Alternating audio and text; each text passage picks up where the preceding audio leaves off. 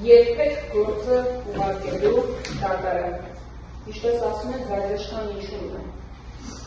Միքայել Աջաբարյանի հույսով։ Տեսեք, մի դեպքում դա կախազությունը ասեց, որ որևէ խնդիր այդտեղ չկա, իր հայտարարությունների մասով հանցակազմի չկա, մի 6 ամիս հետո մտածեց, որովհետև չէ, այլանդած հանցակազմը կա։ Դուք այս մասով, որպես քննչականի նախագահ, խնդիր տեսաք, չէ, ամենևինը չտեսաք եւ Տիկին Դավթազի հայտարարությունը գործհարցելը ձեզ համար բացառված ըստ էության իրավիճակի ճշմարտացի պատկերն է։ Պարոն Պողոսյան, այս ընթացքում բազմաթիվ գաղտնալուծումների,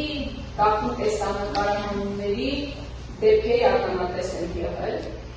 մամուլում եւ իհարկե հիմնականում իշխանությունների հետ փոխկապակցված լրատվամիջոցներում տարբեր ձայնագրություններ եւ գաղտնալուծումներ հայտնվեցին։ Ինձ հետաքրքիր է, որևէ դեպքով ձեր մտքով չանցավ գործառույթել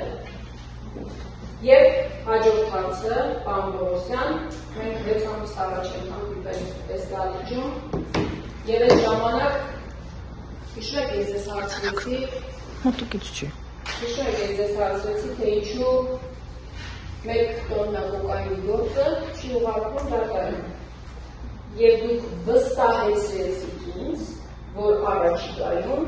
ուղարկվելու է հսկով դատախազի հաստատման։ Որոշակի գործողություններ կան, որոշություններ այդքան էական չեն, բայց անհանդերձ որոշել եք, այլանդած դուք որոշել եք դրանք իրականացնել եւ շուտով գործը գնալու է դատարան։